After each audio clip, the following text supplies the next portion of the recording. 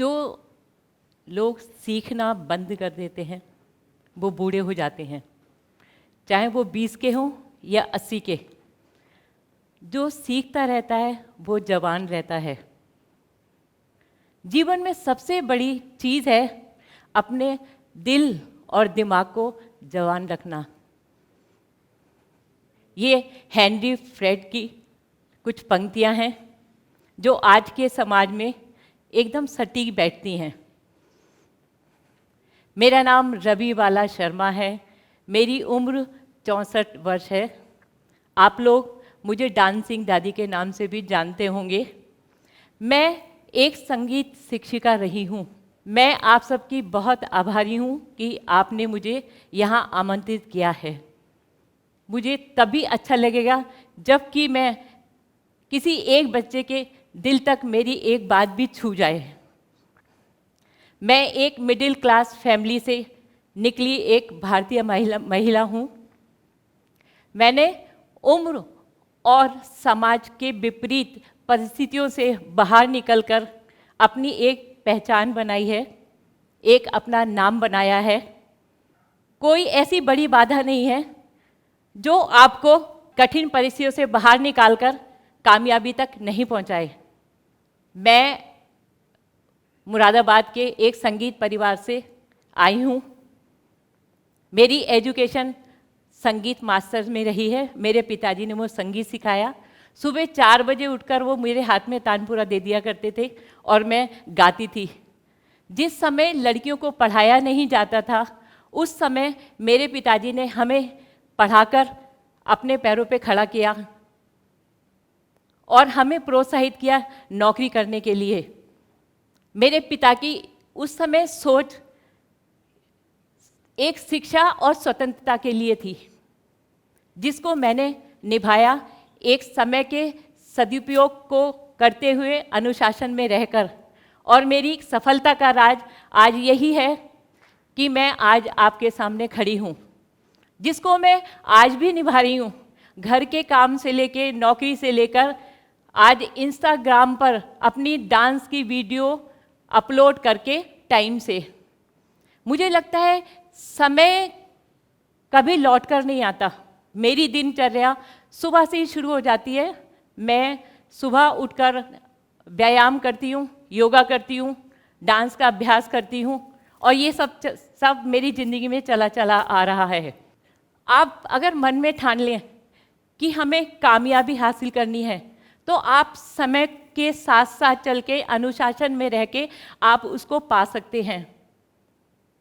1989 में मेरी शादी हो गई। शादी के बाद मेरा जीवन ही अलग हो गया। मुझे अच्छी ससुराल मिली, मुझे अच्छा जीवन साथी मिला, नए रिश्ते मिले, लेकिन एक जो छूटा वो मेरी स्वतंत्रता, मेरी आज़ादी। मैं अपनी मर्जी से कुछ काम नहीं कर सकती थी, अपने लिए कोई निर्णय नहीं ले सकती थी।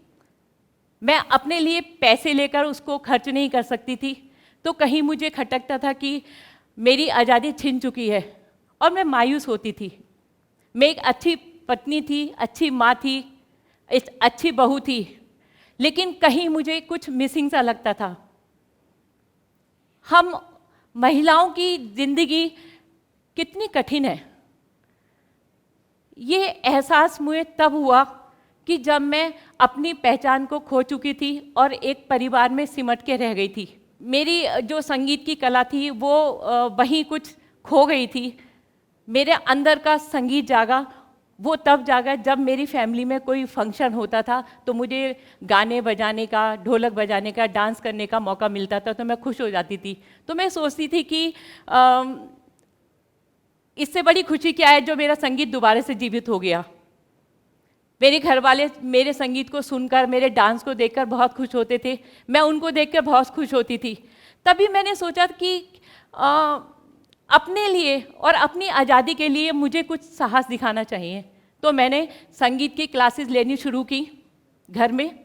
कहने का तात्पर्य यह है कि अगर हमें आगे बढ़ना है, कुछ करना है, तो हमें अपने मुकाम को हासिल करने के लिए स्वतंत्र रह के अपने आप खुद को स्टैंड लेना है, तभी हम समाज में परिवर्तन लाएंगे, अपनी सोच में परिवर्तन लाएंगे और हम आगे बढ़ेंगे। इसी के बीच मेरे पति मुझे छोड़कर चले गए।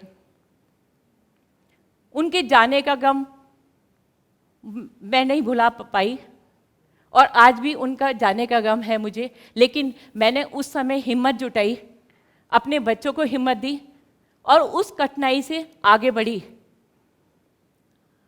आगे निकलकर मैंने अपने बारे में सोचा, बच्चों के लिए सोचा। इसी सिलसिले में, इसी बीच में मेरी छोटी बहन ने मुझे वरिष्ठ नागरिक केसरी क्लब के मंच से परिचित कराया और वहाँ मेरी डांस की परफॉर्मेंस कराई।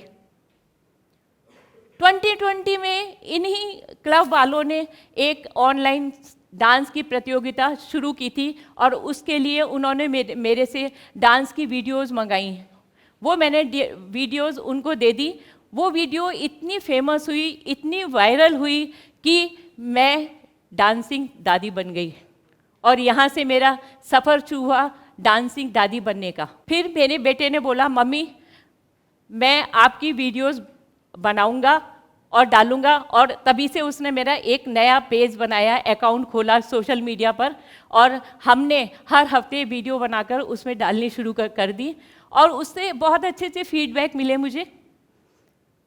कोई डांसिंग दादी कहता, कोई नानी कहता, कोई माँ कहता, मुझे अलग अलग नाम मिले। मुझे बहुत लोग खुश होते थे कि इस उम्र में भी ये डांस कर रही है।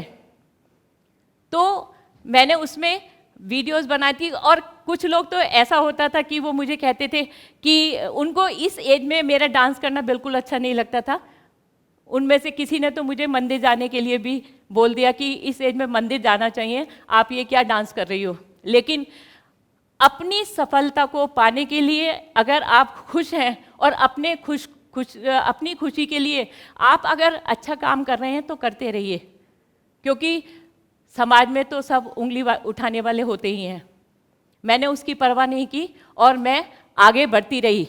इससे यही सीख मिलेगी आपको कि आप लोग भी किसी की परवाह ना करते हुए हमें समाज को बदलकर, अपने विचारों को बदलकर समाज में परिवर्तन ला करके हम असंभव को संभव बना सकते हैं। और इसका सीधा जीता जागता उदाहरण मैं आपके सामने खड़ी हूँ, क्योंकि एज सिर्फ एक आंकड़ा है।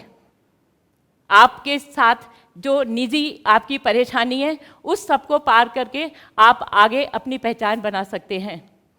तो मैं आज इस मंच से आपसे दो चीज़ें मांगती हूँ। पहला ये कि आप अपने सपने को पूरा करने के लिए कोशिश कभी ना छोड़ें और आप किसी और पर उंगली ना उठाएं,